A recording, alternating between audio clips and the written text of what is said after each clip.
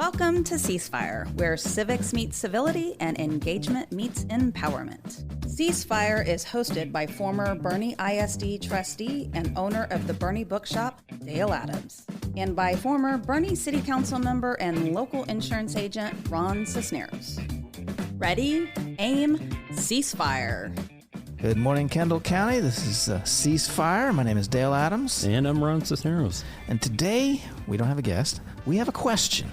The question is, has American pride declined? Very good question. And we might want to start with some definitions. What is American pride? Oh, that's, oh, I already threw you off. Okay. No. I think American pride, for a lot of us, it could be pride in freedom, pride in the American way, the American dream, sort of that American way of living. Yeah. You know, some people find pride in the military, American achievement. Yeah, sort of an appreciation for what has happened here in America and its influences on our lives and on the humanity. Right. Yeah. You know, when Dale and I, we sit down, we talk about topics from time to time, and sometimes we just get a little germ of an idea, and we write it down somewhere and think about this. And the germ of this idea was the word defeatism. And I don't remember what I was reading at that time, but it just seems like in general that a lot of Americans have just sort of settled and they've accepted just the way things are, and they just don't think America's so great anymore. And there's just this generally, spend 5 minutes on Facebook and there's this defeatist attitude that seems, you know, and it's nationwide, it's statewide, and it's even in our county and in the city of Boerne. There are just some that just feel like, you know, for example, the whole Boerne, Texas gone forever slogan is a defeatist idea. Yeah. And it just seems pervasive. And so I started wondering, well, okay, am I just reading too much into it? Or, you know, is there an American decline? And so I don't think you are, but I think it goes deeper than that, because I think the human psyche is geared towards pessimism. It's sort of programmed that, because as a survival mode, you always want to be looking for the bad thing that's around the corner and be aware of it. The good thing around the corner, okay, you can relax and you don't need to worry about it. But we're always going to look out for that bad thing. So we are primed to find bad things. And I think that's just innate. And then I think we have things like our various algorithms on our social media and various perspectives from our media and our leaders that try and push us in one direction or another. And I think a lot of them like to push us in a pessimistic direction because it garners them support. And it's sad and it's frustrating, but I think those are real. And when we think about a decline, we need to understand that it's not necessarily based on reality, but a lot of it's sort of us being pushed that way, internally and externally. So as we approached the show and you were thinking about it and writing your notes 2 minutes before the show started. No, I started 20 minutes before. What was your idea, or what did you think when that question came through your head? Do you feel like there is a decline in American pride? Yes. First thing I did is I said, okay, well, let's see what AI has to say. I typed it in there and it popped up and said, yes, there is. And I was like, wow. The computer's even saying this. That's scary. And apparently there's been studies that show that there's been decline in American pride, whatever that means to the surveyors. But yeah, it's definitely there. But I do think it's a guided thing because, and that's also why I asked, what does American pride mean? Because the accomplishments of America are just phenomenal.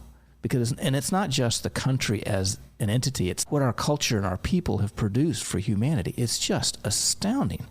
It's not just that we produce it, but it promotes it. Like, things have been invented forever. You know, the Greeks invented the steam engine. The Chinese had fireworks. I mean, all these different things. Pakistan had toilets in their houses thousands and thousands of years ago, but they don't now. Or a lot of them don't. But the thing is, they don't propagate. We normalize things because of our particular American culture, which says we make things better. And we always have, and we always will. And that's why, even if we don't invent things, immigrants come here to invent things. Alexander Graham Bell came from Scotland, came here, invented the telephone. right? Yeah. Yeah. But my point is, our culture allows these innovations and these betterments for humanity to prosper and spread all over the place, even if we as individuals don't do it, or it's not something the government does. And I'm not sure the direction of this show was to be why we should be proud of America, but it just astounds me that people forget all those things. One quick challenge to something you said about America always makes things better. How do you explain Taco Bell? Taco Bell spread Mexican food around the globe. Yes, it did. It did. And Mexican food is awesome. Now, as the groundbreaker, it may not have brought the best Mexican food around the world, but it was followed by others. Did I touch a nerve? No. You wanted me to say something positive about Taco Bell? I did. Well, let's talk about, you said something about surveys. I actually pulled one from the Pew Research Center, and this was done in 2025. This was interesting. So this was actually an international survey with a focus on Americans, but for Americans, what they are most proud of in general is freedom. Mm-hmm. And that was the highest ranked thing that was mentioned. And in fact, it was the only country of the countries that were surveyed where freedom was the single most frequently mentioned source of pride. Doesn't surprise me at all. It doesn't surprise me either. I thought that was interesting. Now, this is interesting too, because this was almost unique to the United States. When asked what makes them proud of their country, 1 in 5 Americans offer something negative or critical instead. And that was interesting. I think that's because we always feel we need to be humble. And Americans are generally humble, have a humble streak, I should say. And I think we say that because we got to say, well, there's so many great things. We got to throw in something that shows that we're not thinking they were gods, you know, or something. Well, and I thought this was interesting too, and I'm going to admit on the air that I had a bias going into this show. I was already thinking that of the two major political parties, that there was going to be one that was going to be a little more positive about American pride and one that was going to be a little more negative. Yeah. And in fact, Democrats and independents were 4 times more likely than Republicans to say something negative, 32% versus 8%. Yeah, it's a huge difference.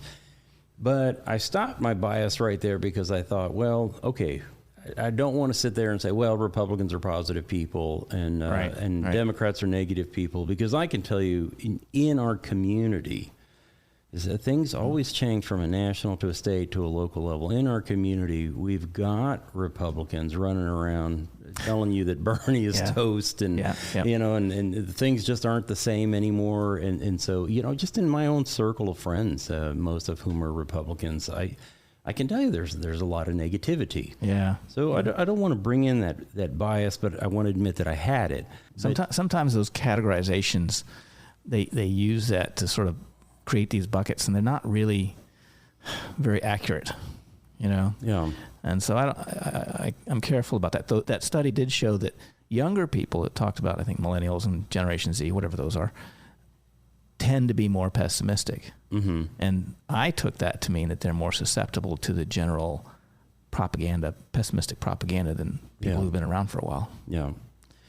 Yeah, and I think some of what we see, too, in that 32 versus 8% of people who would offer something negative, it might be just the values are different. And to that end, I want to point out part of the survey, when they looked at what made Republicans proud and what made Democrats proud, both of them cited freedom first. Now, that was 32% of Republicans. It was 15% of Democrats, but it was still the number one thing. Freedom was the number one thing for pride for Democrats.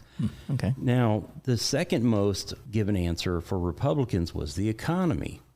And I don't know what they mean by the economy. I don't know if they mean the system of our economy, capitalism, or just in general the performance of it. The second most popular thing for Democrats, and I think this is actually honorable, it was the people. Yeah. Right. And I think that's a good thing. And I think it's true. Americans are more philanthropic than any place else in the world. It's amazing how much Americans do for other people. Yep. Now, number 3 for Republicans was the people. And number 3 for Democrats was diversity and multiculturalism.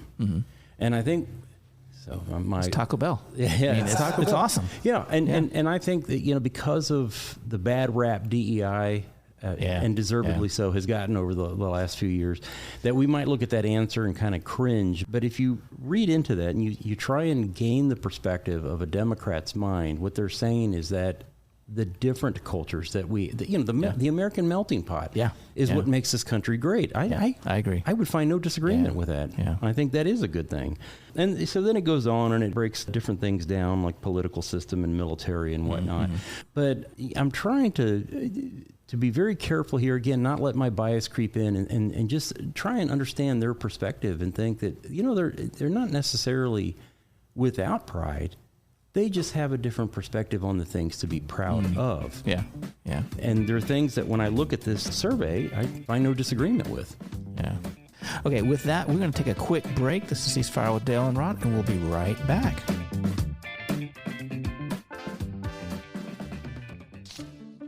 Boerne has its own bookshop. In fact, it's called the Boerne Bookshop. Hi, I'm Dale Adams, inviting you to get lost. Get lost in a good book in our relaxed and casual atmosphere. We have a wide and eclectic selection in the Boerne Bookshop, and we pride ourselves on finding what you're looking for. We do author meet and greets, host writing workshops, and can connect you with a good book club. And your young ones will absolutely love our kids section at the Boerne Bookshop. And while we want you to get lost, we're easy to find, as we're in the heart of Boerne at the back of the Richter Tavern building. We are the Boerne Bookshop.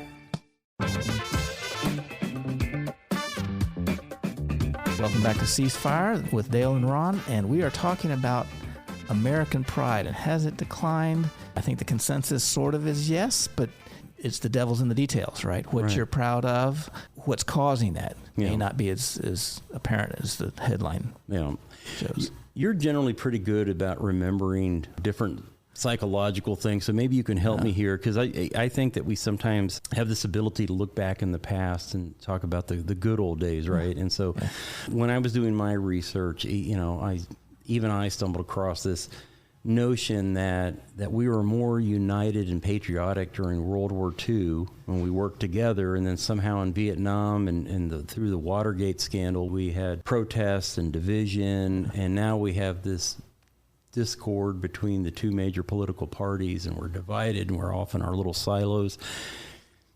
And I started questioning myself again, okay, do I have a bias here? Is this when I was younger, we walked to school uphill 10 miles in the snow barefoot, and the young kids today, are we operating underneath a false belief that things were better yesterday than they are today? Yes. Nostalgia is a tricky thing.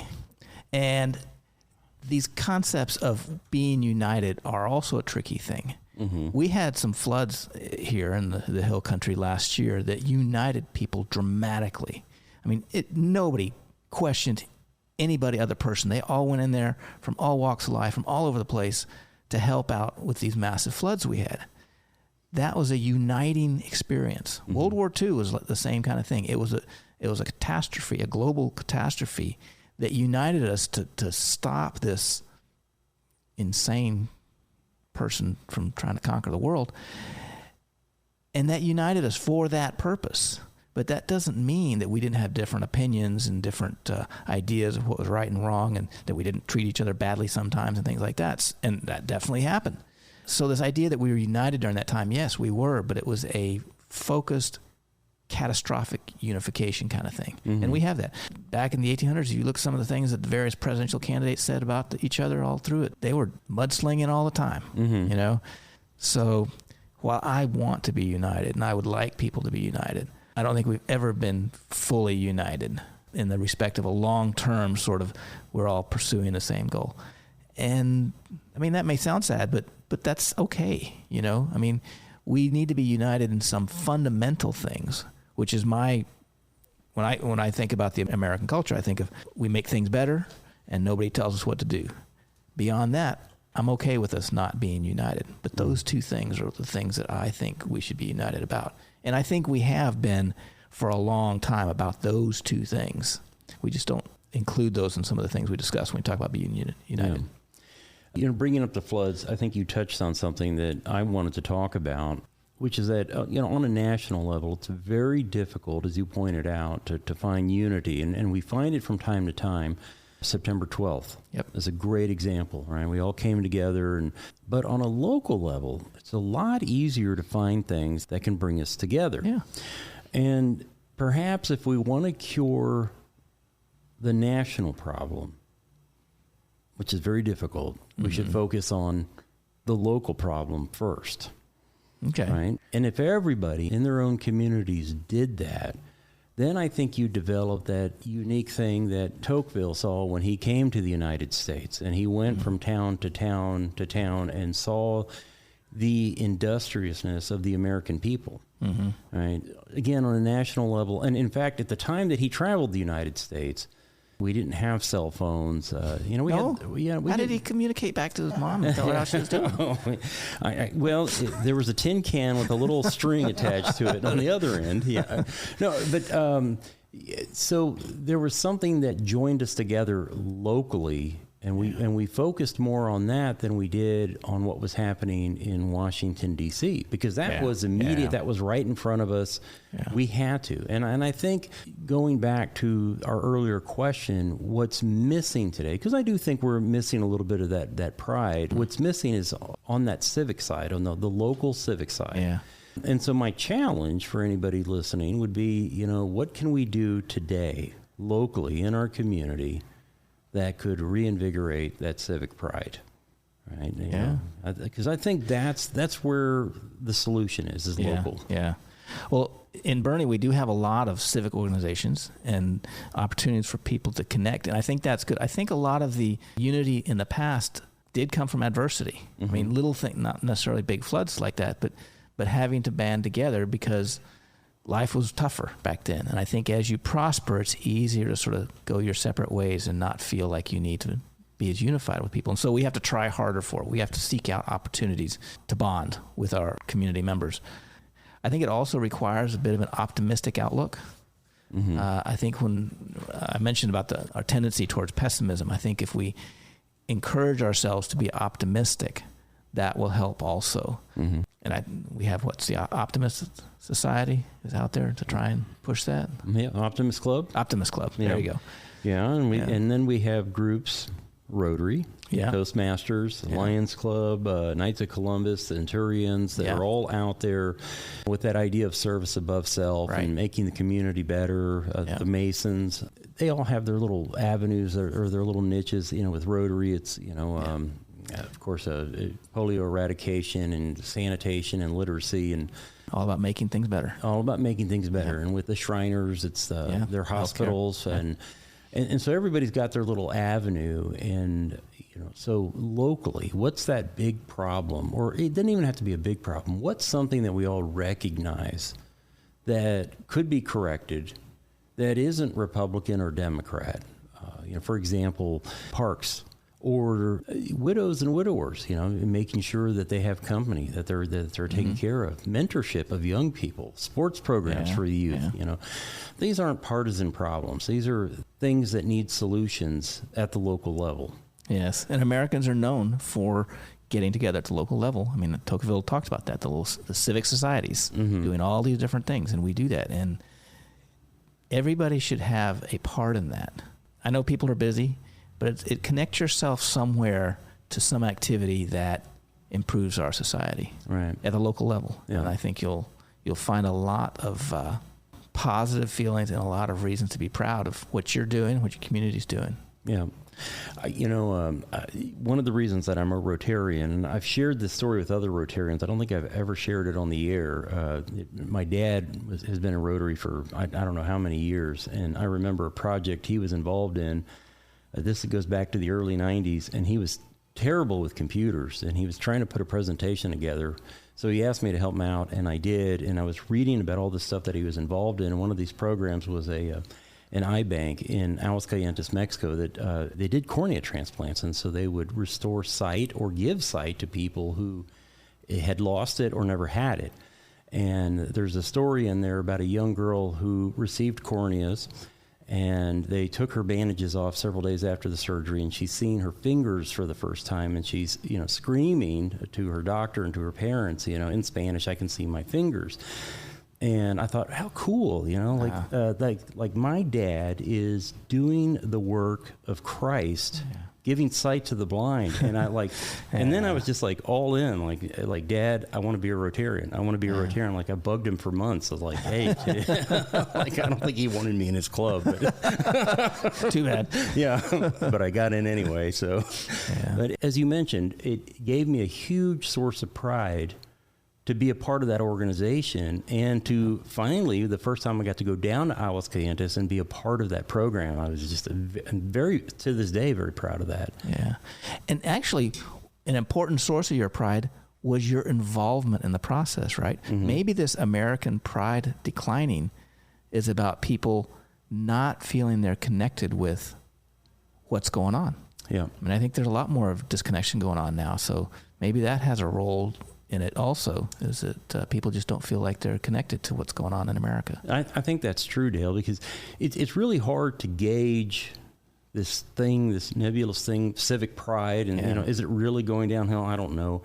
But what you can gauge is the participation of Americans, in fact, anyone across the world, in civic service. Rotary today has fewer members than it did 10 years ago. The Lions Club has fewer members today than it did 10 years ago. All of these service clubs and organizations have fewer members than they did.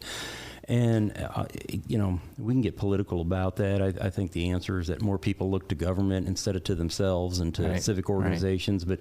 But the point is that there are fewer participants involved in that. And I would encourage people to get involved. I don't care. You don't have to be a Rotarian. You can just go read books at the library or something, but do something. Take the phone, set it down. Don't complain on Facebook, because it absolutely does nothing, but get involved, get engaged. And I think if we all do that, we're going to see a return of that civic pride. I agree. I think that's a great call to action there. Speaking of call to actions, I'm going to bring out the books I brought out this time. This is sort of based on my feeling that pride and involvement require an optimistic outlook. Mm-hmm. And people really need to sort of intentionally pursue an optimistic outlook, because we're programmed to be pessimistic. So in that vein, I actually brought several books depending on your orientation on reading. You could go back to the classics. Cicero wrote a book called How to Find Happiness. We got that. We've got Norman Vincent Peale's famous The Power of Positive Thinking. Mm-hmm. We've got Dennis Prager's Happiness as a Serious Problem. And if you want something more lighthearted, we've got The Peanuts Guide to Happiness. Oh, so something on my reading level. There you go. I brought this for you. So some books they're all small books that will help you sort of be more positive and optimistic about life, and be happy based on that optimism, which hopefully will transfer into being more optimistic about your community. Yeah. You said something earlier about work, and a lot of us don't have a whole lot of time left. There's a quote from Mother Teresa, because I used to think, the reason I'm bringing this up is because when I was younger, didn't have a whole lot of money. I really didn't have a whole lot of time either, with kids running around. And so, I would always ask myself, well, what can I do? Mother Teresa said, if you cannot feed 100 people, feed one. Right. And so just scale it back. You don't have to tackle the whole problem. You just need to find one person you can connect with, one elderly person, one youth to mentor. Right. Yeah. It doesn't have to be so difficult. Right. I think people kind of look at things and get overwhelmed, and they don't realize that conquering that starts with one person, one footsteps. I want to end on a quote, sort of, I guess it is. Okay. I brought in a book the other day called The Greatest Sentence Ever Written, and I didn't read that sentence. I'm going to do that today. This is a sentence that describes something that was completely new to the world, and humanity did not understand this concept until it was written down in the American Declaration. And it is that we hold these truths to be self-evident, that all men are created equal, which had never been conceived before, and that they are endowed by their Creator with certain inalienable rights, that among these are life, liberty, and the pursuit of happiness. And this concept shook the world, because we'd always been under rulers. We'd always had hierarchies, and people are better than other people. And this concept that humans are individually unique and special was new in a practical sense. Christianity had talked about it, but this brought it into our governance. Mm-hmm. And so I just want to end on that. And that's one of the things that I think I'm most proud of in America is that sentence. Okay. So with that, we need to remind our audience members that next week, May 13th, at the Patrick Heath Public Library, the Boerne Civic Roundtable will be hosting a candidate forum. And we invite you to join us so that you can listen to Judge Shane Stolarsik and candidate Ricky Gleason talk about why they should be your next county judge. Yes, a great opportunity to be involved and to learn about your community. And so with that, we will end this show. And if you missed any of it, you can always go to BoerneRadio.com and check out the podcast or any of their other great podcasts. See you next week.